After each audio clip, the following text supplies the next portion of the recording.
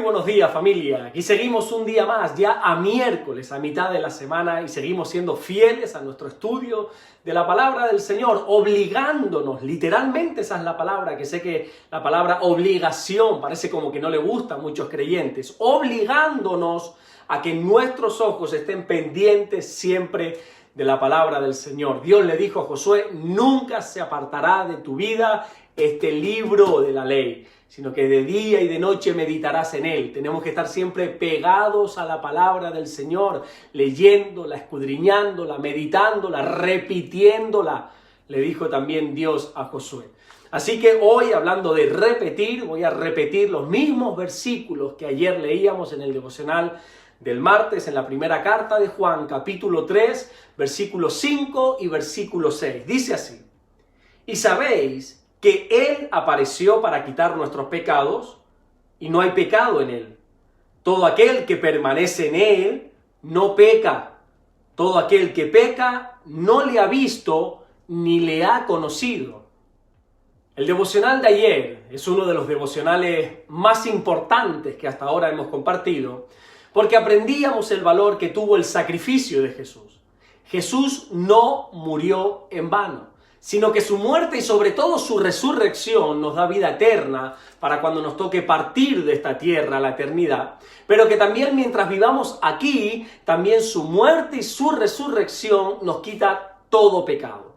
La sangre de Jesús es tan poderosa, no solamente porque pertenece a Jesús, sino porque Juan dice en el versículo 5 que en Jesús no se halló pecado, no hay pecado. ¿Entiende esto?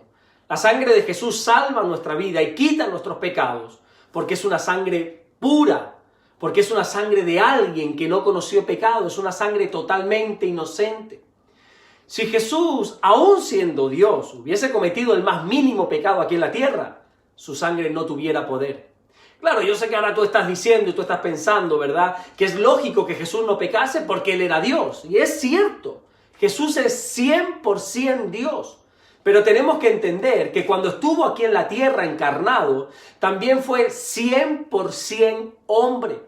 La Biblia dice claramente en el libro de Hebreos, capítulo 4, versículo 15, que Jesús fue tentado en todo. Y aquí me gustaría hacer una pausa.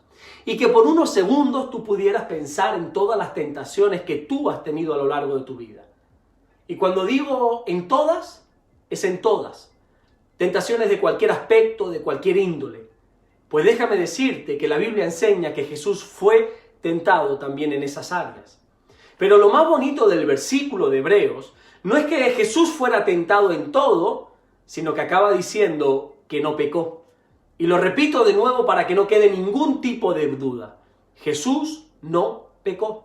No pecó ni con los pensamientos, ni con las palabras. Jesús no pecó con las miradas, ni con las intenciones del corazón, ni en ningún aspecto de su vida. Jesús fue y es santo, es perfecto. Por eso su sacrificio en la cruz y su sangre derramada tiene tanto poder sobre nosotros.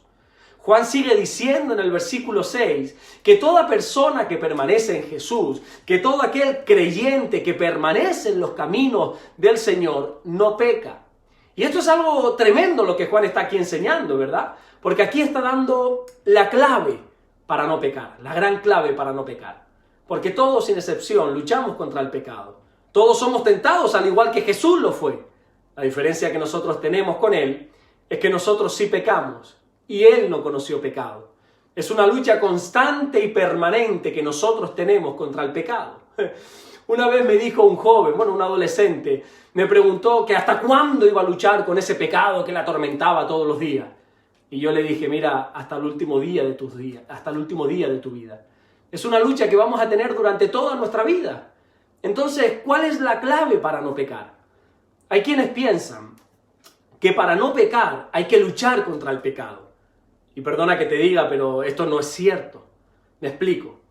Por ejemplo, esa persona que lucha, por ejemplo, contra el pecado del adulterio, piensa que va a dejar de cometer ese pecado, dejando de mirar lo que no tiene que mirar y luchando contra sus miradas lujuriosas, que es lo que quizá le lleve a pecar, al adulterio, cometer adulterio, como hacía un amigo mío, por ejemplo, que tenía problemas con esto. Él llevaba una Biblia porque así cuando pasaba una mujer se la ponía delante para él no mirar a esa mujer. Pero esto, aunque suene gracioso, es ridículo. Nadie va a dejar de adulterar por dejar de mirar lo que no debe mirar. Porque como dice la carta a los Colosenses, eso es simplemente meterle un duro trato al cuerpo, pero que al final no logras que desaparezcan los apetitos de la carne. Por lo tanto, tarde o temprano vas a volver a cometer el mismo pecado.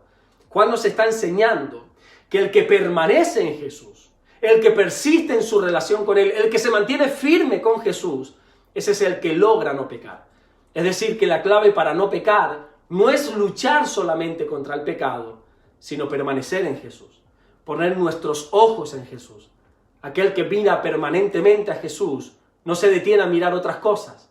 El que contempla constantemente la belleza del Señor, las cosas de esta tierra no le llaman la atención. Mirar a Jesús, permanecer en Él, te llevan a no pecar. Por eso Juan continúa diciendo que todo aquel que peca no le ha visto ni le ha conocido, porque es imposible ver a Jesús y detenerte a contemplar la escoria, la basura de este mundo. Es imposible haber conocido al Señor y que el pecado te siga llamando la atención. El amor hacia Jesús es lo que nos lleva a no pecar. Por eso Dios, a través del mismo apóstol Juan, en la carta de Apocalipsis, le dijo a una de las iglesias que tenía contra ella el hecho de que había dejado su primer amor. Hemos de permanecer en Jesús, amarle, colocar nuestros ojos única y exclusivamente en Él. Y eso hará que no pequemos y que vivamos libres de las ataduras del pecado. Hay que apasionarnos por Jesús. No solamente creer en Él, hay que amarle, hay que conocerle, tenemos que mirarle constantemente. Amén. Vamos a orar en esta mañana y a darle gracias por un nuevo día. Señor, gracias por un nuevo día que tú nos regalas, que tú nos das. Gracias porque tú eres bueno, Señor.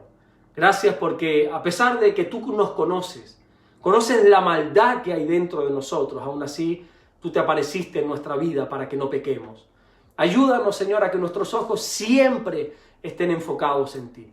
Que la vanagloria de esta vida, los deseos de la carne, Señor, los apetitos de la carne no nos desvíen nuestros ojos de ti. Gracias por tu palabra, gracias por todo lo que estás haciendo, por lo que vas a hacer. Guárdanos y bendícenos en el día de hoy, te lo ruego, Señor. Que tu presencia y tus bendiciones estén sobre nuestra vida en todo este día. Gracias por todo lo que estás haciendo y por lo que vas a hacer. En el nombre de Jesús. Amén. Que Dios te bendiga. Nos vemos mañana, si Dios nos lo permite, Dios mediante, para seguir compartiendo el siguiente devocional. Dios te bendiga.